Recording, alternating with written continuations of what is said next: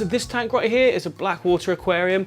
Every now and again I set them up. I'm not a massive fan of them, but I do like to do them to show other people what they could possibly do and enjoy them for a short period. Now, one of my favorite things about aquariums is the evolution of them.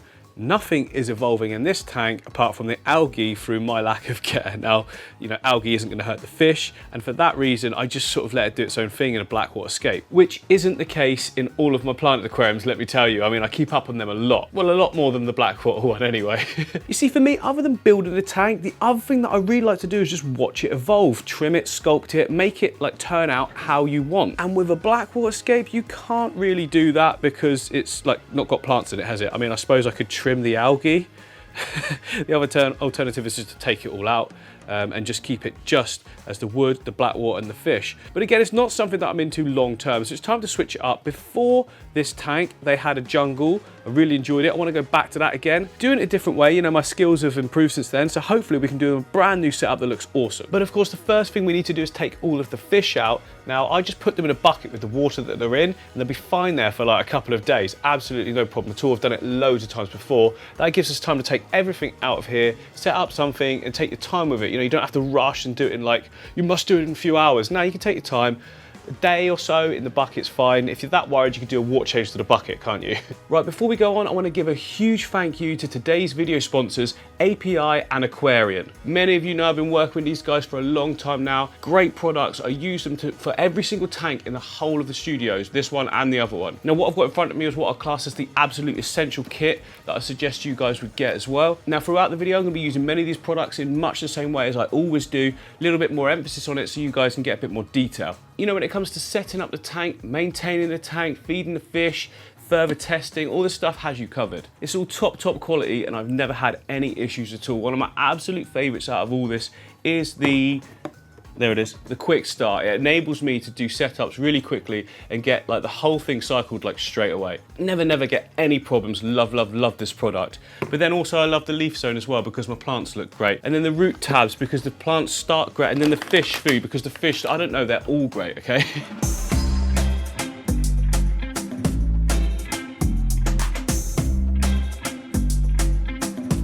And there we go, just like that, we're all clean. We're not super clean, but we're clean enough, aren't we?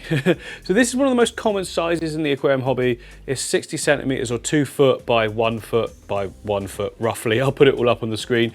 And this is one of the lights that I use for pretty much all of my tanks. Real budget one, but I found the perfect sort of balance with it now. New setups, I raise it up like this and it's just about right when everything's settling in. Later on we can bring it down a bit or add a second light if we want to as well, because they're so cheap that it's easy just to put 2 on and it's still cheaper than one of those high-tech ones. I'll leave links to it and that sort of thing, and the filter that we're going to use as well, I'll leave a link for that. But anyway, let's get on with the build. So Hardscape wise, we've got lots out, hang on.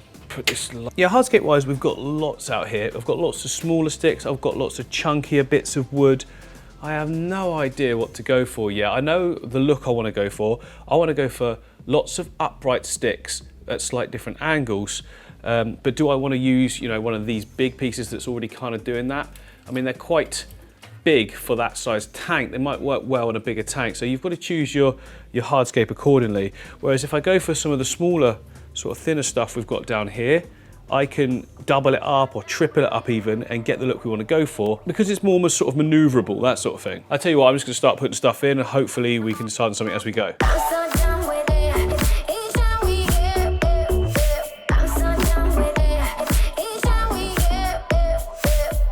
Whoa, yeah, that's kind of cool. I'm liking that. To start with, I wanted lots of uprights, but it just looks so interesting. It would be criminal not to go with it, wouldn't it?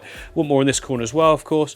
But if we've got something that's sort of focal pointy like that, I feel like we don't want to detract from it too much. So down here can be more plant-based area, stems in the back there, rocks coming into a sort of more planted area that we keep plants short in the front as well. That's how I'm seeing it at the moment, but stuff evolves, you know. Don't be afraid to try anything as you go along. Well, let's just start getting some rocks in this bottom area and then we can go from there.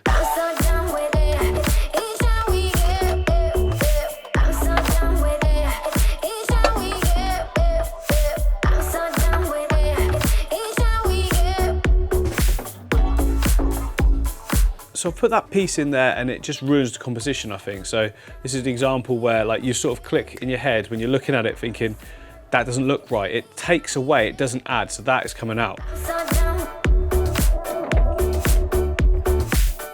Yeah, from the front, look, I think that's right. Something more simple was needed, and to be honest, something even smaller down here, maybe creeping around, would just continue that sort of direction that we're going. So we've got that angle, haven't we? And it all kind of works together quite well. I mean, once all the plants are grown in, you can barely see any of this anyway. You know I love to overplant. I mean, it's a planted tank, let's get the plants in, you know? Yep, there we go. Look, sometimes just that little bit, it just completed the look versus having, you know, the other piece was about the size of those two, but it was lots of prongy bits. It just didn't flow. And this is a good example of how it's just sort of like doing that. I don't know, it just works. I just like it. It looks good. Let's carry on. Right, next up, I'm going to be putting some gravel down in this back section just to add some height, and then we can put aquasoil on top of that. You could just do all-out aquasoil, but then you're using more than you probably need to. The stuff's not cheap, is it, at the end of the day? So I've got some cheap pea gravel just to fill up this section.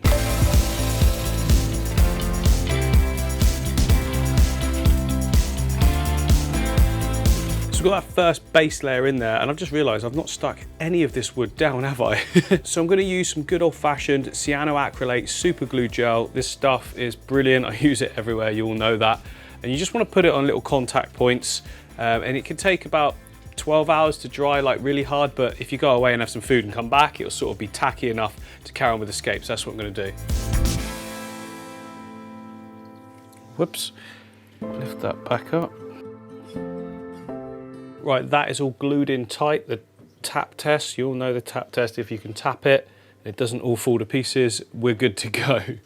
You want to make sure it's quite secure though, especially if you're going to be like tying or gluing moss onto these pieces, because last thing you want is it only just secured, then you touch the glue on the moss, it all falls apart. Oh, I've done that before myself, so now I'll make sure it's thoroughly stuck in multiple points of contact. If there aren't any points of contact, add some stones and glue it to those. Right, now I want to use some products, and the first one I'm going to use is the API root tabs. I use these all the time. Sometimes I don't show it because it's not necessarily a sponsored video. YouTube gets funny, but in this one I can always use the root tabs.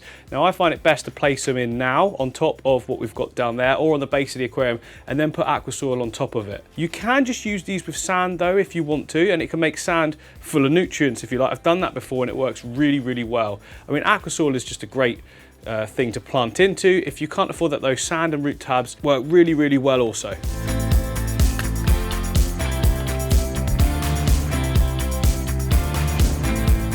So I'm going to take these small pieces and just place them in like sort of roughly spread out over the whole of the aquascape, and that includes into the foreground as well, because I want to have loads of plants in the foreground. I'm going for a full-on jungle aquascape with this one. Last time I did a jungle scape, I had sand in the foreground. I'm not even going to do that. I'll spread these all out, look, more evenly. There we go. And then more at the back.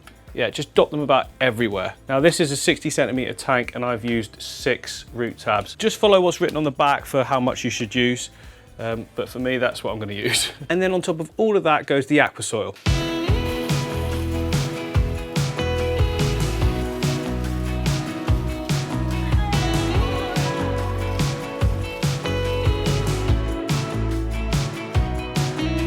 So we're getting there. Another top tip though is to close up any holes. You can see there, look, there's a big gap in all of that lot.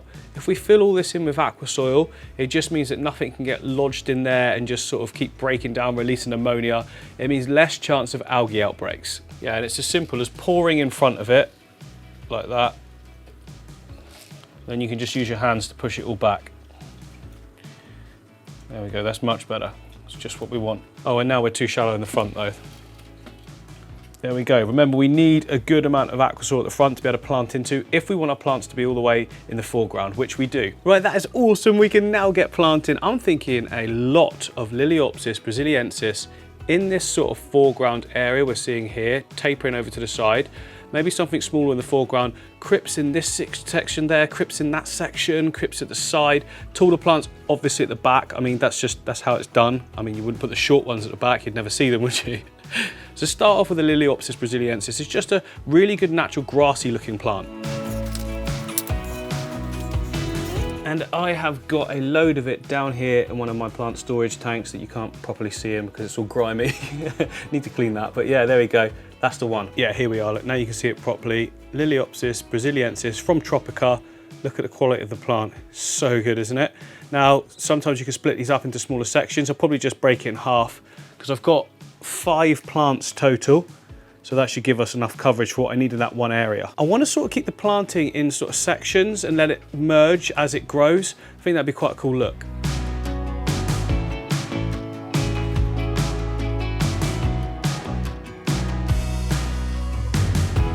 So that's the first section done. Don't forget, we need to be misting down our plants as well as we're doing this because we don't want them to dry out. It also means you don't have to rush everything. Now for 5 pots, that's very like sort of densely planted, but that's the look I sort of want to go for when I'm setting up videos for you guys. If you're doing it yourself, you wouldn't need to plant as densely as that because it'll all grow in together, wouldn't it? But I have the ability to get that finished look straight away, so that's what I'm going to go for. Next up, a little bit of glossostigma in this foreground, just for a little bit of detail. It's a smaller plant and should look really good right at the front there.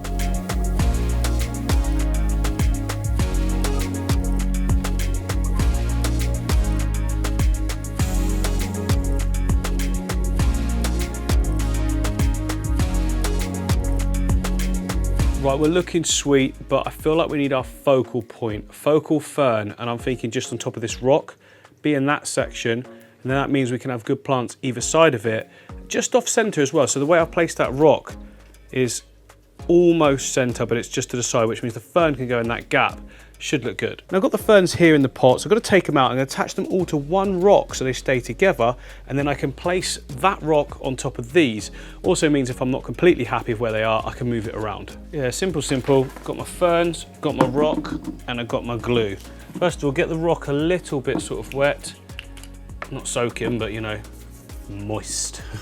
And then spread your glue all over the surface. There's plenty there. And then, well, you should prepare your ferns first probably, but never mind, done it now. There we go. Oh, this is coming off nice and easy. Take off as much of the rock wool as you can, and then just place it. Look at the shape of the plant and like decide how it should sit on the rock. So if the rock's going to sit like that, I want this piece to be sort of there. All you got to do is hold it for like 10 seconds and then it's like stuck. In fact, that was less than 10 seconds. And then I just want to carry on, fill in the other gaps. So just in front of it as well, lower down, and then one on the other side, lower down. So you see there, what we've done is we've got it on top with one piece and the other ones are coming forward, so it gives you sort of much more rounded and fuller natural shape to the whole plant. And then that can sit nicely right about there. Looking good. Yes. Now let me bring you around the front. There we go. So you can see just off center. It works way better when you do these things just off center. Really liking this space over here. We're going to need some tall stems in that other area. Oh, it's coming together. It's really coming together. Right, next up I've got some really nice pieces of Blixa japonica that I've had growing in other tanks, and they're sort of mature now and they look so good. So I'm going to get those in as well.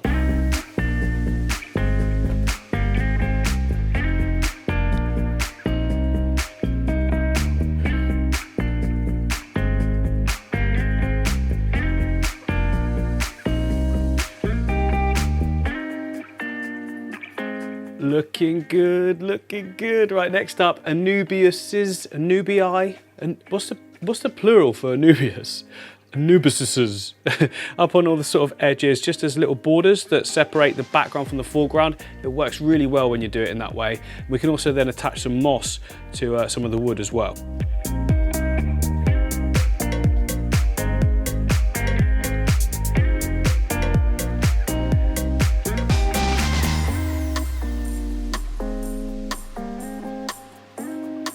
So I also found this awesome established piece of Anubias. It's not the petite, but it was in another tank. It was right at the back, hardly getting any light. So I think we can reuse that.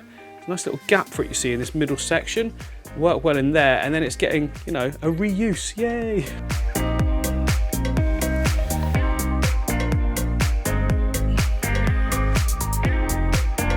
Oh, look at that. I know they're just the classics, but the Anubias next to the fern just works, doesn't it? We've got a lot of green in here so far. That's deliberate. I want it to be mostly green to start with, and that's because that's the area I want the fish to swim. The neon tetra, they're gonna like bang in front, bang, pop, glow, I don't know. They're gonna look great in front of all the green. I have a few more colored stems at the background, but mostly green. I think that's gonna work so well.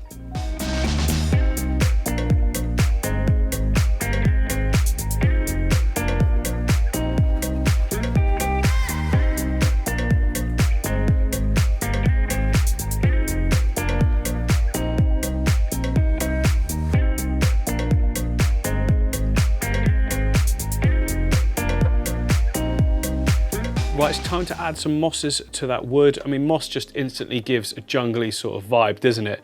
So I've got these little packets here that have got moss in, and they're kind of flat, which means that I can actually glue them rather than wrapping string around them. If you get the moss that's all kind of straggly, you kind of need to tie it on and it'll get like better and look like, it will look like this after a certain amount of time. So this is like 2-3 months old. That started off as tiny little pieces tied to a piece of wood that thick. So you can see the tying method works if you're limited by the amount of moss you've got. But we've got 2 big packets here. Let me take them out. This is really hard one-handed. There we go, we've got 2 big packets, and it is weeping moss. And you can see, look, it's kind of in a mat, so it's all sort of clumped together. So I can just attach that easily with a bit of glue, and you won't even see the glue.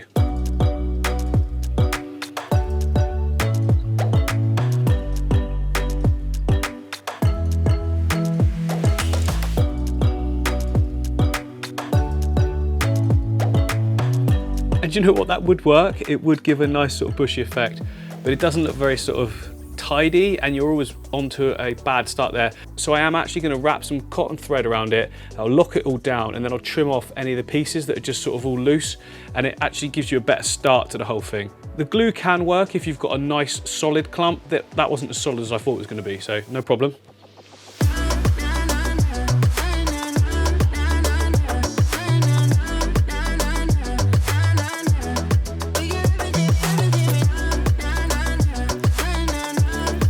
Right, that's a lot of planting done. It looks a bit of a mess at the moment just because everything's everywhere. I'm going to fill it up with water now, let it all sort of settle, and I can put the stem plants that we want to put in the background, if at all. I mean, that looks very jungly already, but we've got to have something coming up high at the back, haven't we? Surely.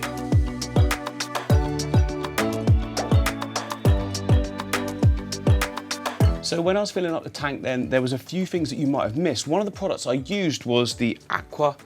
So this one is a brilliant product. It does everything all in one. So it detoxifies ammonia, nitrate and nitrite, and it also removes chlorine, chloramines and heavy metals. When we say removes, it binds the heavy metals so that they can be removed with the filter, obviously. But yeah, this product is absolutely brilliant. I use this constantly. So if I do big water changes, I always use it. If I just do a little top up or something, it's fine. But like, well, actually that depends on your water. If you've got really chlorine, is that a thing? Chlorine water, then you want to use it all the time. Really, really good, lasts forever, so you don't have to use a lot of it. If you want to remove all the nitrates, for instance, you use a bit more. I don't want to remove nitrates because mine are already set at a good level because we've got planted tanks, obviously. But if you don't, then, you know, this is brilliant for like removing any nasties very, very quickly. So the tank's up and running, looking great, and I want to now put the filter in before we put in more plants, just so I can tell where the flow's going. Now I'm going to use the sponges from the previous hang on the back that was in there, and I'm going to put those inside an internal filter. I just really like using internal filters. They're just my preference, that's all. Yeah, this is the one, look. It's not too big. It's 600 litres an hour. Don't know what that is in gallons. I'll put it up on the screen. I've used it in multiple setups now. It's not too big and sort of intrusive to the tank, but it puts out plenty of flow, and also it makes an annoying noise when you need to clean it. That's the main thing I like about it, is that it starts clicking because obviously the foam's all clogged up. Oh, time for maintenance. Yeah, I did leave a space for it in this. Yeah, I did leave a space for it in this back corner here, but now I'm going to struggle actually. I'm going to take that off, slide it in, make sure the suction pads are connected well, then I can reconnect the outlet. Okay, we got it. Yeah, you see what I mean? Even though it's black against a white background, it still doesn't seem too intrusive. Let's get it started up, keep this water nice and clear. And there we go, look, we've got a good amount of flow going all the way along the top. It'll hit the back, swoop round and come back on itself. Well, I mean, it will at the moment, but when this all grow in, yeah, I'm gonna keep on top of the trimming, all right? Right, next up we put our stems in. So I recently trimmed off a load of stems from one of my other tanks. I've got quite a few of these bunches, a little plant weight on them. You can see the root systems already just where they've been sat in another tank. Now I'm gonna place these in the back. I'm just plopping them in like that because why not? I mean, I don't need to plant them individually. The roots will find their way into the soil and into the root tabs down below, and it just means that we can move them around perfectly straight away.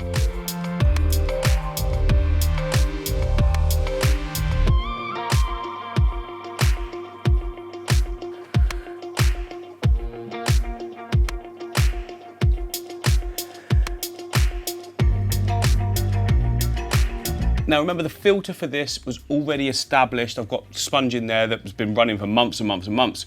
But then the whole Hardscape system's new as well, and that would have had beneficial bacteria all over it, so would the substrate, but we've got a new system. So I'm still going to be adding the quick start. I add this to every single tank, no matter what I do, adding new fish, you know, making big changes. It's just a really, really good security blanket, if you like. And I use this for years now, and I never had any problems at all with putting fish into new setups. Even when I don't have an established filter, you can still use this. Like, you just got to follow the instructions on the back. Don't massively overstock your tank though. Look, you don't want to just go putting hundreds of fish in straight away, expecting everything to be great. I mean, it's just, it probably could do that, but why risk it? Just do it steadily. So we've got about 20 fish.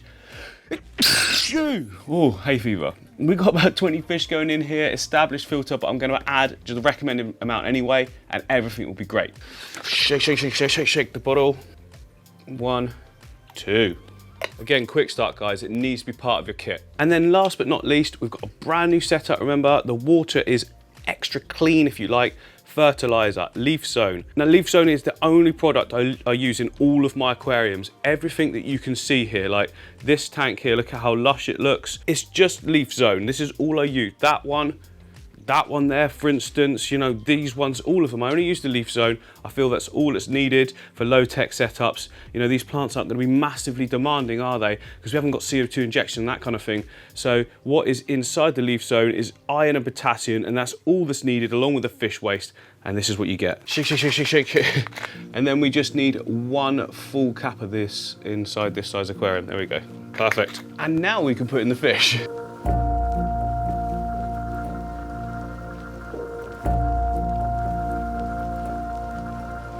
So the standard neon tetra has always had a strong place in my heart, purely because, like many of you, it is the first fish that I ever actually got. I mean, let's face it, if you don't know anything about fish tanks or fish, you walk in a fish store and you see a massive group of neon tetras, you cannot help but be impressed. I suppose we could say we're massively fortunate that they're quite easy to breed, and they're just global, aren't they? They're everywhere in the world and anyone can get hold of them. Another really good thing about neons is that they can survive in most water parameters. If you've got super soft water with a low pH or even a higher pH, they'll still do well. Most of them are now bred at a neutral pH, which means you can have a fluctuation plus and minus and still be okay. But let's face it, the main thing we love about them is the colour. Now in this scape I went for lots of greens, and that really makes the neons pop, but it works just as well in, say, hardscape only tanks without any plants, or even black water like I've shown before.